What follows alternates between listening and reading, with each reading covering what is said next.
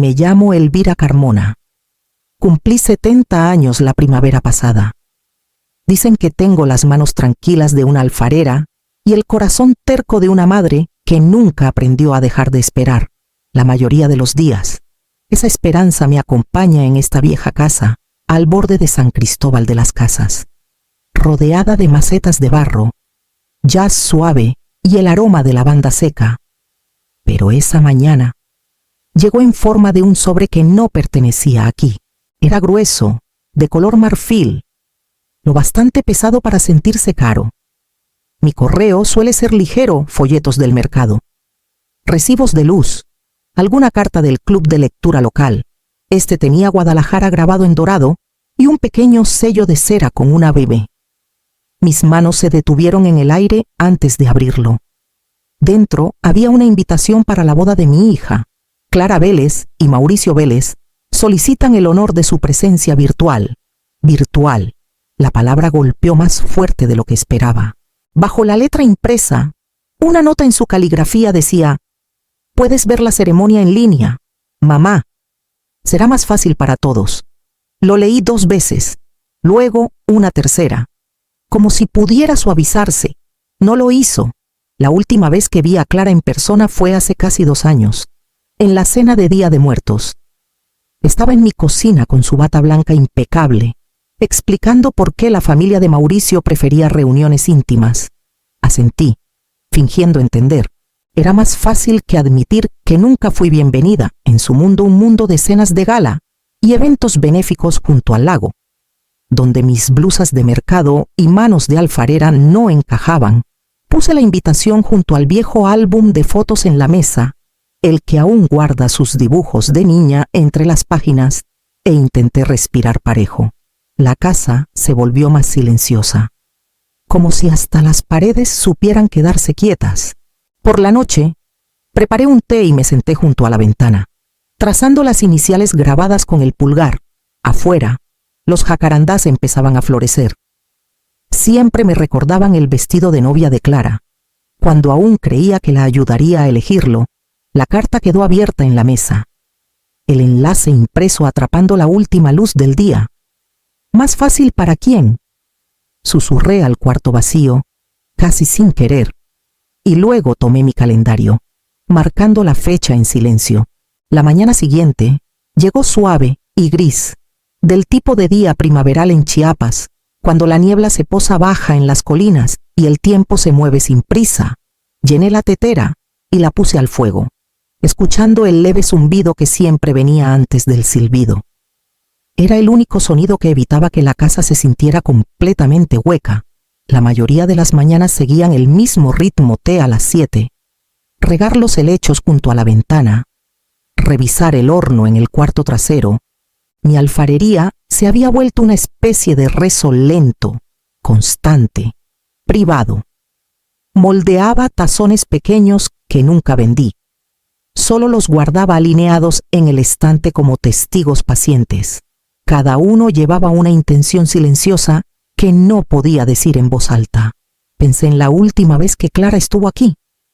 Trajo a Mauricio, ambos impecables con su brillo citadino, su risa frágil y precisa.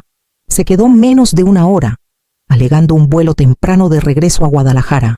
Cuando intenté acomodar un mechón suelto detrás de su oreja, dio un paso atrás con suavidad, como si el tacto fuera algo que se agenda. Sonreí, pero la distancia ya se había asentado entre nosotras como un cristal. A media mañana, doña Rosa apareció en la cerca, aferrando su suéter aunque el aire era tibio. Escuché la gran noticia, dijo con una sonrisa. La boda de tu Clara. ¡Qué emoción! Al menos la verás en línea. ¿Verdad? Lo decía con buena intención. La mayoría lo hace cuando dice lo que no debe. Sonreí, asentí y dije, sí, en línea.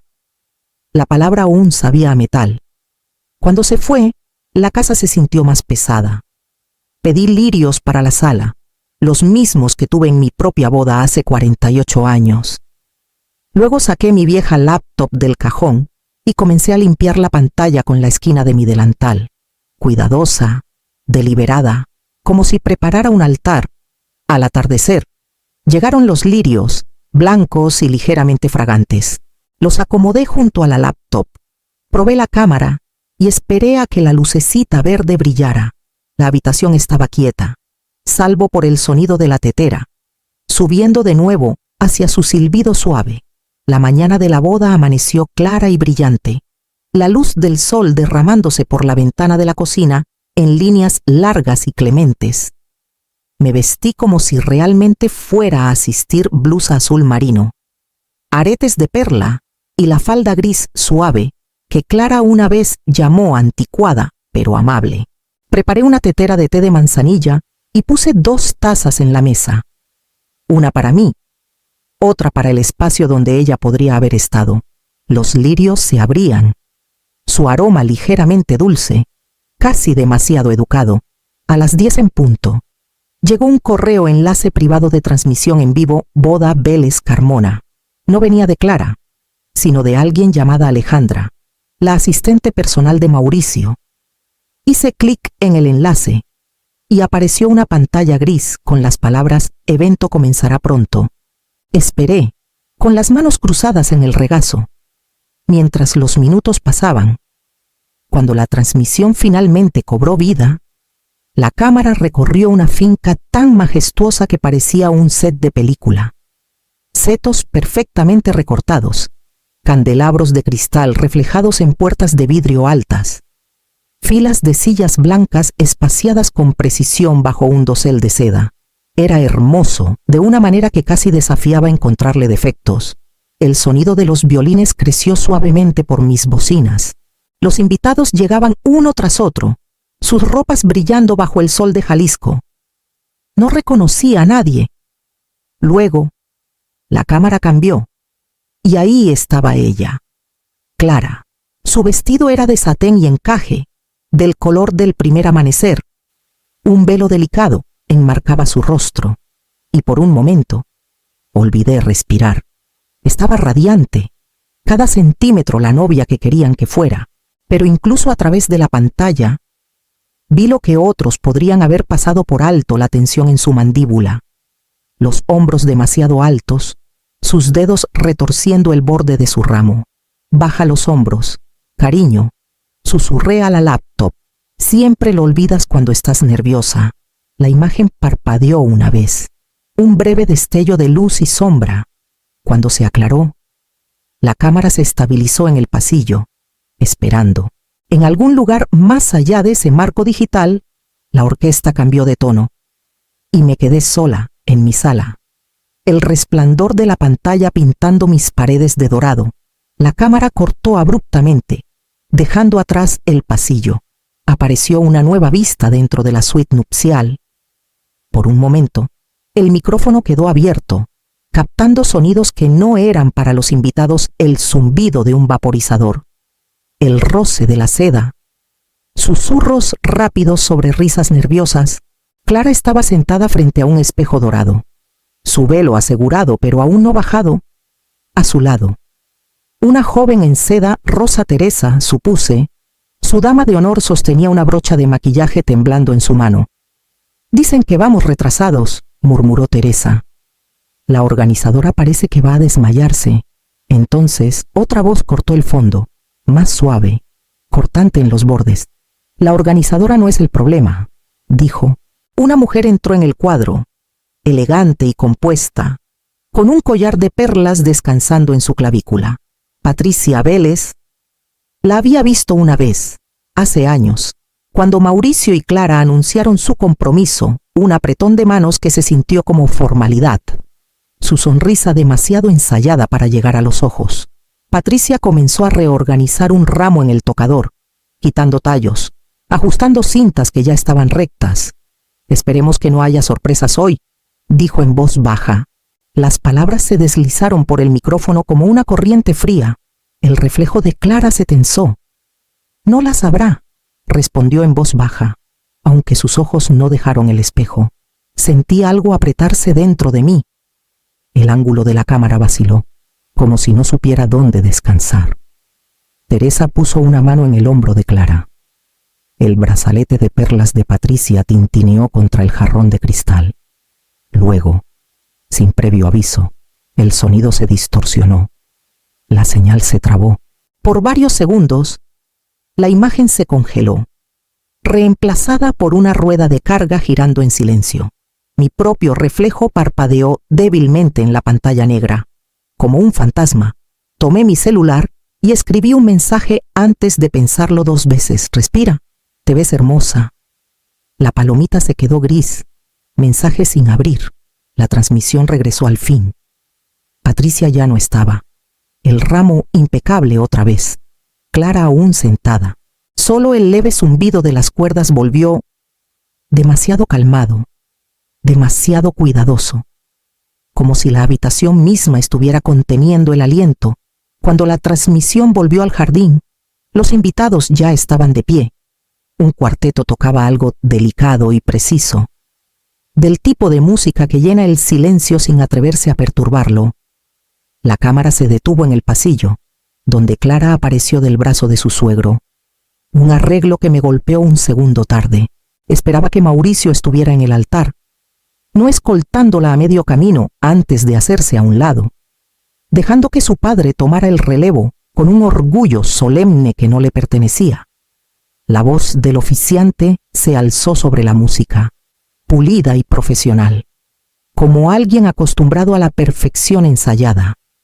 Cada voto se leía lentamente, como si estuviera tallado en mármol. Clara repitió sus líneas sin titubear, pero su tono cargaba algo cuidadoso, practicado. Mauricio le sonrió. Esa sonrisa pública y fotogénica que había perfeccionado años atrás. La que nunca llegaba a sus ojos. Cuando llegó el momento de los anillos, un pequeño revuelo recorrió a los invitados. El padre de Mauricio dio un paso adelante, sosteniendo una caja de terciopelo como si contuviera una reliquia. La herencia de la familia Vélez, dijo con orgullo, lo bastante alto para que el micrófono lo captara. El anillo de oro brilló bajo el sol, grueso y anticuado.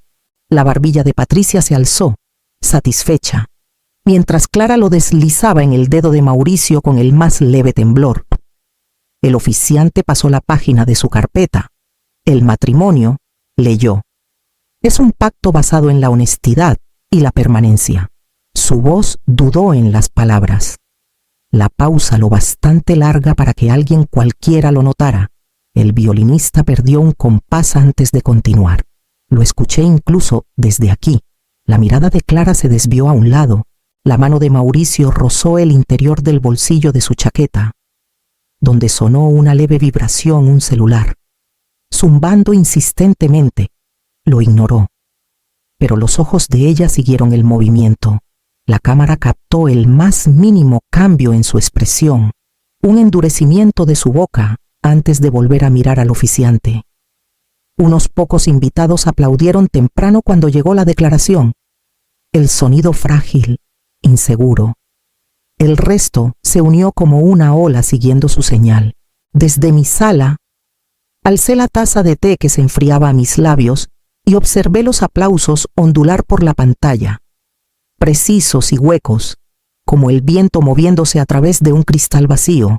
La recepción comenzó con la luz del sol aún derramándose por el césped, todos con copas de cristal y risas ensayadas. Dentro del salón, los candelabros brillaban como una promesa. Cada mesa marcada con tarjetas grabadas que decían, la familia Vélez les da la bienvenida. La cámara se deslizaba por cubiertos pulidos. Copas de champán a medio terminar. El parloteo cortés de gente que no se conocía lo suficiente para ser honesta. Entonces, apareció Patricia Vélez cerca de la mesa principal. Una mano alzada para detener la música. Su voz resonó clara por las bocinas. Antes de comenzar la cena, dijo, sonriendo a los invitados: nuestra familia ha preparado una pequeña sorpresa, una celebración del camino de Mauricio, desde su niñez hasta el hombre que es hoy. Una risa educada recorrió la sala. Alguien bajó las luces. En la pared del fondo, un proyector cobró vida. Las primeras diapositivas fueron inofensivas. Mauricio en un uniforme de béisbol infantil, en su graduación universitaria, estrechando manos en galas de negocios. Los invitados aplaudieron suavemente, murmurando su admiración. Patricia estaba junto a Clara, radiante, una mano en el hombro de su hijo.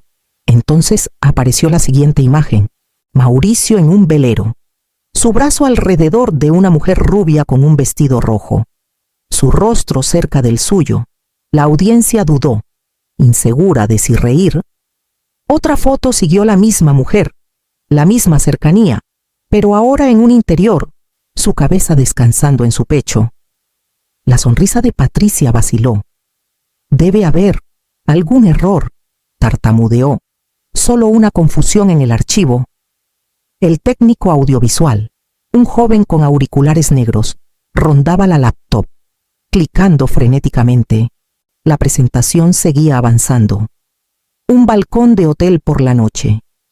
Mauricio y la mujer besándose bajo luces de cuerda. En la esquina del cuadro, un sello de tiempo digital brillaba 9 de marzo de 2024. Los murmullos se volvieron agudos. Los invitados se movieron en sus asientos. Clara se quedó quieta, una mano apretando su copa de vino. En casa, sentí mi respiración detenerse. La copa en mi propia mano tembló, dejando una mancha roja en la servilleta blanca debajo. La transmisión falló. La imagen se fragmentó en cuadros de color. Aún podía escuchar el creciente zumbido de voces, sillas raspando, alguien gritando cerca del micrófono. Luego, la transmisión se congeló por completo. La palabra cargando pulsando en la parte inferior de la pantalla como una advertencia. Cuando la transmisión volvió a la vida, el salón ya no parecía un lugar para celebrar. El aire mismo parecía vibrar. Los invitados estaban de pie ahora, las sillas a medio girar, los rostros atrapados entre la incredulidad y la fascinación. El proyector aún brillaba en la pared del fondo. Congelado, en esa última imagen, la mano de Mauricio en la cintura de otra mujer. Clara dio un paso adelante, su vestido susurrando contra el suelo. «Diles que es vieja», dijo, la voz lo bastante afilada para cortar la sala. «Diles que no es lo que parece». Los labios de Mauricio se movieron, pero al principio no salió sonido. Miró a Patricia, que se había puesto pálida bajo su maquillaje perfecto. Luego, finalmente, «Es complicado», murmuró. «¿Complicado?» La voz de Clara se quebró en la palabra. «La foto tiene fecha de esta primavera». Patricia alcanzó el micrófono, sus brazaletes chocando. «Ya es suficiente», espetó. «Ha sido un error. Siéntense». Los dos, pero nadie se sentó. Alguien jadeó cerca de la mesa principal. La cámara se tambaleó ligeramente cuando un mesero pasó apresurado. Mauricio lo intentó de nuevo. Su voz inestable. «No significó nada», dijo, más fuerte esta vez. «Elira y yo» fue antes de que el compromiso fuera oficial. Las palabras se esparcieron, cayendo como fragmentos. Un murmullo creció, bajo y horrorizado. El ramo de Clara se deslizó de su mano, pétalos blancos esparciéndose por el suelo de mármol. «Antes», repitió, la palabra temblando, «me dijiste que ella era un rumor». Patricia se acercó, intentando tomar el micrófono. «Basta, te estás humillando». La cámara captó el momento en que Clara se volvió hacia ella. «No», dijo en voz baja, «ya terminé siendo la actuación de tu familia». El salón estalló. Voces superponiéndose, sillas raspando, alguien pidiendo seguridad. La transmisión se tambaleó, luchando por reenfocarse. En un segundo breve y caótico, una copa de champán surcó el aire, estrellándose contra el suelo cerca del podio. El candelabro arriba parpadeó, los cristales lloviendo destellos de luz. Entonces la pantalla se congeló. El rostro de Clara quedó atrapado a media exclamación. Su velo arrancado de un lado, la luz fragmentándose por la sala. Por un latido, incluso el sonido se detuvo. En mi sala, solo podía escuchar el leve zumbido del ventilador de la laptop y mi propio pulso retumbando en mis oídos. Esperé, conteniendo el aliento, mientras el cuadro congelado se mantuvo por lo que pareció una eternidad. Y luego, así como así, la pantalla se volvió negra. Tras la pantalla en negro, me quedé ahí por un largo rato, mirando mi propio reflejo en el cristal. Los lirios habían comenzado a marchitarse, sus pétalos cayendo sobre el jarrón, pálidos y cansados. Alcancé la laptop, solo con intención de cerrarla, pero noté el círculo rojo brillando débilmente en la esquina de la pantalla. Grabando en progreso. En algún momento, durante uno de los fallos, debí haberlo presionado sin darme cuenta. El archivo se guardó automáticamente cuando la transmisión terminó cada voz, cada parpadeo, cada grito. No lo abrí de nuevo esa noche. Solo apagué la lámpara y dejé que la casa volviera al silencio. Pasaron 2 días antes de que sonara el teléfono. El número mostró Guadalajara. Conocía el sonido de su respiración antes de que hablara. «Mamá», dijo Clara. Su voz estaba ronca, frágil. Todo terminó. La prensa lo tiene. Mauricio se fue. Ni siquiera sé qué pasó. Podía escuchar el tráfico detrás de ella. El eco vacío de alguien parado en el lugar equivocado. «Ven a casa», dije. «Solo ven a casa». Llegó esa noche, el cabello desordenado, el maquillaje corrido en suaves manchas de agotamiento. Parecía más pequeña, como una niña que hubiera estado corriendo demasiado tiempo. No la toqué de inmediato, en cambio, fui al escritorio y abrí la laptop. El archivo esperaba donde lo dejé. No quise guardarlo, le dije, pero creo que deberías verlo. La habitación se llenó con el caos familiar de esa noche: voces, gritos, vidrios rompiéndose. Clara se quedó perfectamente quieta, su rostro sin color mientras la grabación sonaba. Cuando terminó, se hundió en el sofá y cubrió sus ojos con una mano. «No lo publicaré», dije suavemente, «pero podrías necesitarlo, no por venganza, por la verdad». Por un largo rato, no dijo nada. Luego, salió un sonido de ella, silencioso y sin guardia, un sollozo tembloroso que se rompió en algo más profundo. Fue la primera vez que la escuché llorar desde que era niña.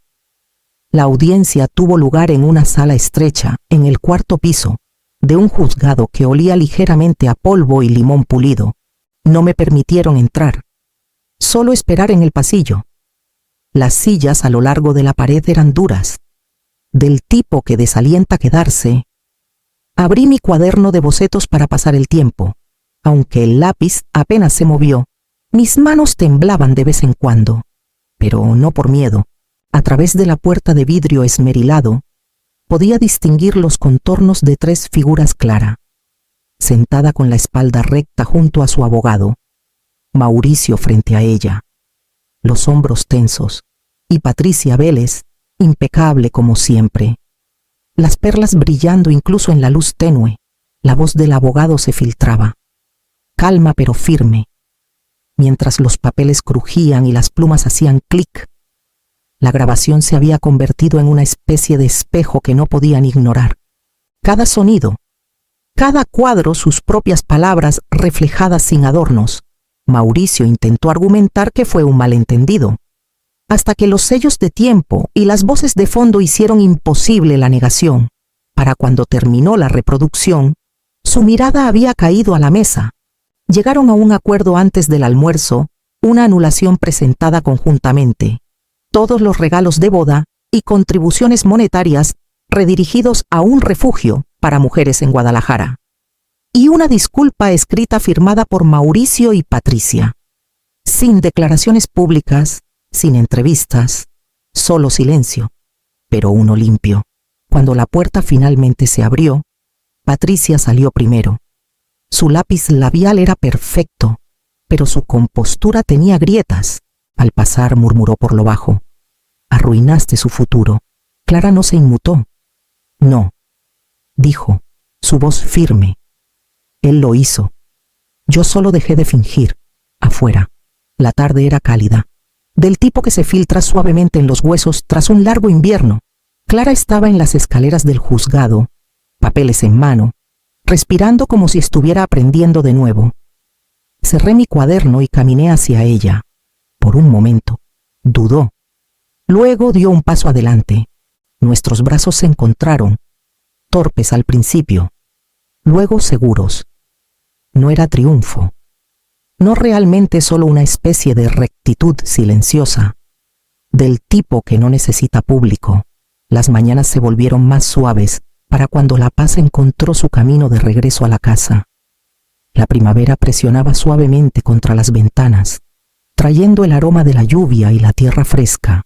Clara había rentado un pequeño departamento a unas calles, un edificio de ladrillo tranquilo con enredaderas trepando por su lado.